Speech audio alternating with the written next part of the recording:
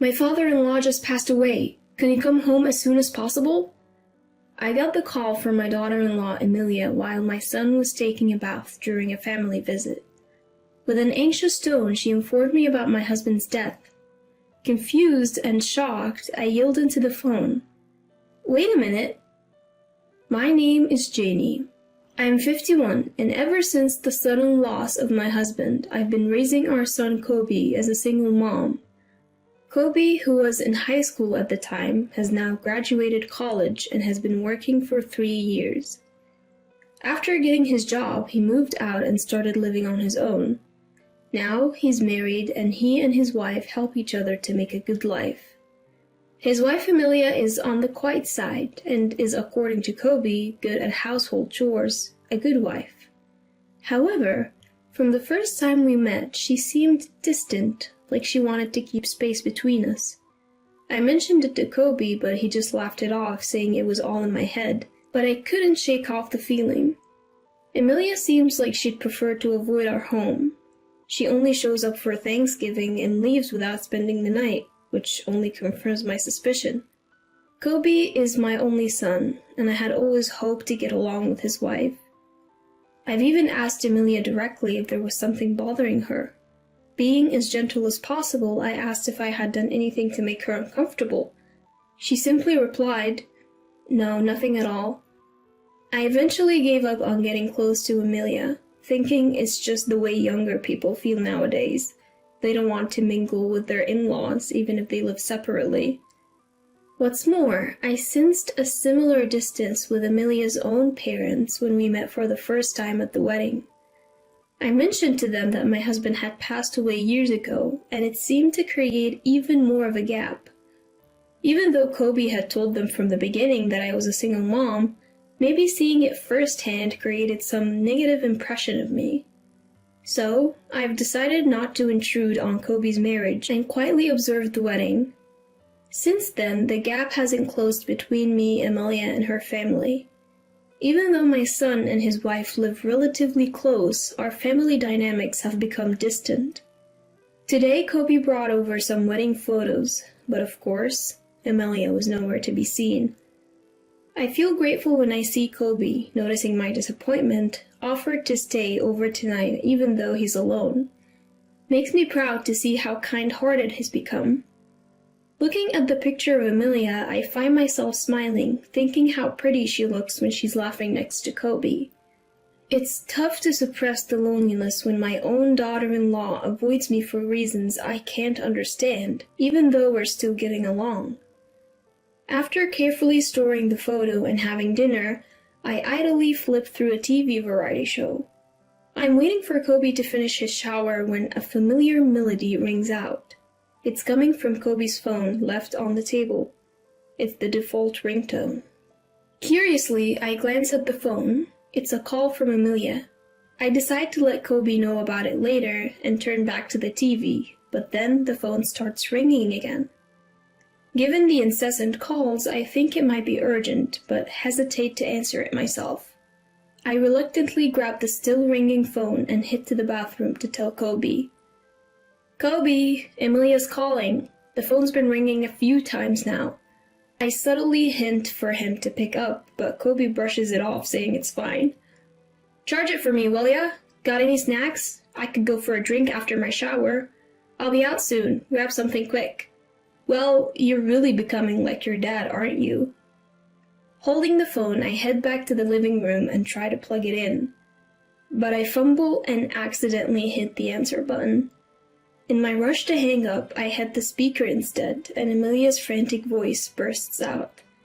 "Can you hear me? Dad has passed away. Come home as soon as possible." It looks like I've picked up a very serious call. What do I say to Emilia, who's just lost her dad? Or should I first apologize for answering her call, even if it was an accident? My mind is racing, and I've lost sight of the option to hang up.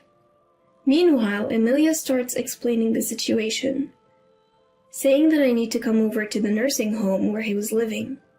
Startled, I ask when he had moved into a nursing home, considering he was fine until recently. "Huh? Mother-in-law?" Emilia had no idea that it was me on the line. She thought she was talking to Kobe, so her surprise makes sense. I quickly explained the situation and steer the conversation back to her dad. But she corrects me, slightly annoyed. "It's not my dad." She says it's Kobe's father who has passed away and asks me to tell him to call her back before trying to hang up. I was utterly confused, but quickly spoke into the phone, still on speaker mode. "Wait a second, Emilia, isn't this some kind of mistake? Like I told you before, Kobe's dad passed away 8 years ago." Emilia seemed shocked by my statement. She stuttered momentarily but quickly regained her composure.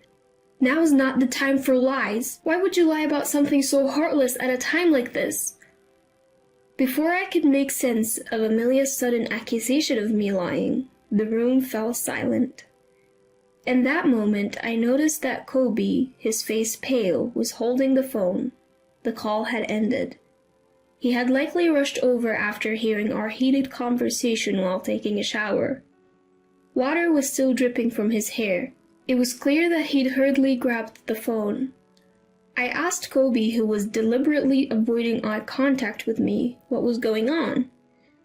"What did Emilia mean when she said your father just passed away? I had made it clear to her before we got married that your father had passed. Why would she think otherwise?" When I pressed Kobe, who was visibly uneasy, he dodged my questions. Whether it was a misunderstanding on Emilia's part or someone who was like a father to him, it was clear he was hiding something. We'd been having a tense exchange for a while. Amidst this, Kobe's cell phone buzzed. The caller ID showed an unfamiliar name, but it looked like it was probably from a nursing home. While Kobe hesitated to pick up, knowing what to expect from the call, he eventually answered right in front of me.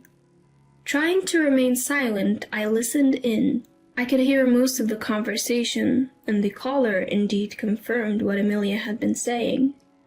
After ending the call, Kobe looked straight into my eyes and finally came clean, leaving me nearly faint. Apparently, he had introduced Emilia to a man unrelated to the family as his father.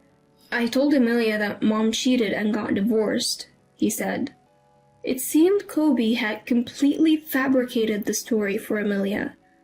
According to this version, I had neglected my husband's suffering from early onset dementia, had an affair, and was the one who was served with divorce papers. But due to issues like alimony, I had dragged out the discussions. Eventually, taking advantage of the progression of my husband's condition, I forced him into a nursing home and pushed all the costs and responsibilities onto my son. After agreeing to the divorce, my ex-husband's dementia had already progressed to the point where the issue of compensation for the affair was swept under the rug. Kobe, who lied about our divorce to his parents-in-law, was careful not to show Emilia his marriage certificate when he submitted it. Listening to this story, my mouth was hanging open in disbelief. "So, I told them Mom has been going around telling people Dad is dead. She's probably telling Emilia the same thing, but it's all lies," he explained. "I can't believe he's been telling such elaborate lies. No wonder Emilia and my in-laws don't think highly of me." When I scolded Kobe for lying, he hung his head like a scolded child and mumbled that he wanted extra money for leisure. He thought he could lessen the amount he gives to Emilia by saying he was using it to pay for his father's care home.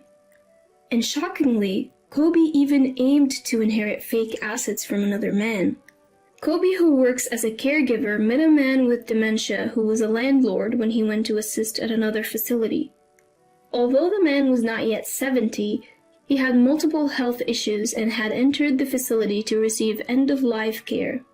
The man likely had early onset dementia and had deteriorated to the point where he didn't even recognize his real son. Kobe took advantage of this and started to act like he was the man's only son. On top of that, using his role as a caretaker, he had the man's real family pay for his residential fees. Meanwhile, he was also pocketing a few $100s every month as caregiving fees for doing small tasks. "All of you must be so busy. Don't worry, I'll take good care of him," he would say, Sometimes he'd even lie about the man's health to minimize family visits. Whenever he found the time, he would sit beside the man, even going so far as to have him write a will, leaving all his inheritance to Kobe. Kobe's manipulative ways gained him the trust of the facility, as he even told them that he had lost contact with his father since our divorce. The real family eventually stopped showing up, and even the facility staff started recognizing Kobe as a family member. Listening to this appalling truth coming from my son made me wonder if he really was my son. Now that the man had passed away, there wasn't much that could be done. I forced myself to tell a remorseful-looking Kobe to quickly inform the real family of the man's passing. Later, I took Kobe to apologize to the real family, and when they heard the truth, they were understandably furious. "We will sue you for fraud," they yelled. Kobe politely apologized and pleaded to avoid a lawsuit, saying they could nullify the will, but this only enraged the family even more. From the family's perspective, nullifying the will was a given. Nothing had been resolved, including the caregiving fees and the manipulation of the deceased. Kobe, who seemed to think a simple apology would suffice, was at a loss in the face of the family's blazing anger and clung to me, nearly in tears. "Going to court is impossible. Mom, you know it too, right? I don't have money to pay for damages. I've told you everything, help me. A mother always defends her child, doesn't she? I can't say I'm completely unaffected by the desperate plea from the son I've raised for over 20 years, but I have no intention of helping him. He's done something truly awful. I believe he needs to face the full wrath of the family and offer a sincere apology from the bottom of his heart." I apologized deeply, just like Kobe had, and all I could do was show my sorrow to the family as a parent. From that point on, Kobe's life spiraled downward.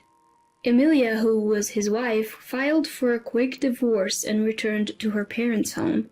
When faced with the prospect of divorce for lying so egregiously and swindling money from others, Kobe argued back. "I don't want to break up. The money was also for Emilia." When they expressed their wish for a swift divorce and even threatened legal action and financial claims, Kobe had no choice but to back down. He knew that he could be in legal trouble for what he'd done. Although no claims had yet been made, he was being sued by the family of the deceased man. Perhaps he realized that he wouldn't be able to handle additional claims from Emilia. Furthermore, Kobe got fired from his job. The company claimed he damaged their reputation and shattered their trust in caregivers. After the court's decision, Kobe was required to pay back the caregiving fees he had received, as well as compensation for the emotional suffering of the deceased man's family. The will left by the deceased man was invalidated, taking into account the progress of his dementia. Kobe, who had almost no savings and was already unemployed, was now burdened with massive payments, including legal fees. Choosing city life for better job prospects, he rented a small, old apartment. He's barely making ends meet through day labor, trying hard to continue payments. He had reached out to me for help multiple times. Each time, I told him I had already helped enough by co-signing his lease and urged him to reflect on his mistakes. Now, juggling multiple jobs and searching for better paying work, he doesn't even have the time to complain. As for me, I continued to live alone. However, Emilia and her parents graciously visited me to apologize. They said they were sorry for their ill-mannered behavior, which was based on a misunderstanding of me. But I knew it was all my son's fault. We left it at that, acknowledging the unresolved issues between us. Since there were no children and the divorce was finalized, I don't expect to meet Emilia again. However, we still exchange seasonal greetings through letters.